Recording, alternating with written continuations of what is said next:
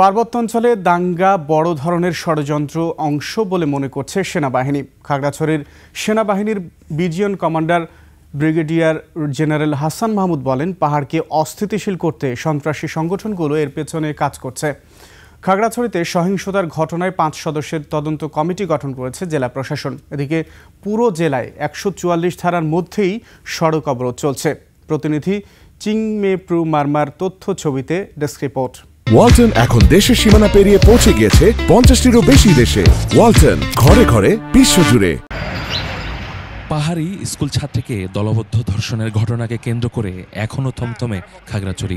জম্মু ছাত্র জনতার ডাকে চলছে চতুর্থ দিনের মতো অনির্দিষ্টকালের সড়ক অবরোধ। দুপুরে গুইমারায় ক্ষতিগ্রস্ত এলাকা পরিদর্শন করে জেলা প্রশাসক সহ প্রশাসনের ঊর্ধ্বতন কর্মকর্তারা।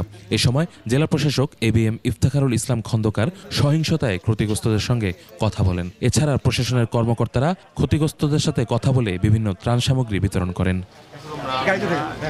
জেলা প্রশাসক জানান, অবরোধ প্রত্যাহারের সাথে সাথে পরিস্থিতি স্বাভাবিক হলে খুব দ্রুতই ১৪৪ ধারাও তুলে নেওয়ার বিষয়টি বিবেচনা করা হবে।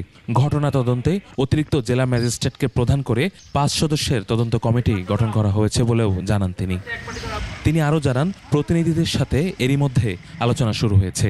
যে ৮টি দাবি তারা দিয়েছে তার ৭টি প্রক্রিয়াধীন রয়েছে। এর আগে সকালে খাগড়াছড়িতে নিজ কার্যালয়ে সেনাবাহিনীর রিজিয়ন কমান্ডার সংবাদ সম্মেলন করেন। সেখানে তিনি পার্বত্য চট্টগ্রামের সহিংসতাকে বড় ষড়যন্ত্রের অংশ হিসেবে উল্লেখ করেন। পাহাড়ি সন্ত্রাসী সংগঠনগুলো এই অঞ্চলকে অস্থিতিশীল করতে কাজ করছে বলেও জানান তিনি। রোববার খাগড়াছড়ির গুইমারায় সহিংসতা চলার সময় দুর্বৃত্তের গুলিতে ৩ পাহাড়ি নিহত এবং সেনাবাহিনী ও পুলিশ সদস্য সহ বেশ কয়েকজন আহত হয়। ইউসুফ হাসান নাইম, ২১ টেলিভিশন।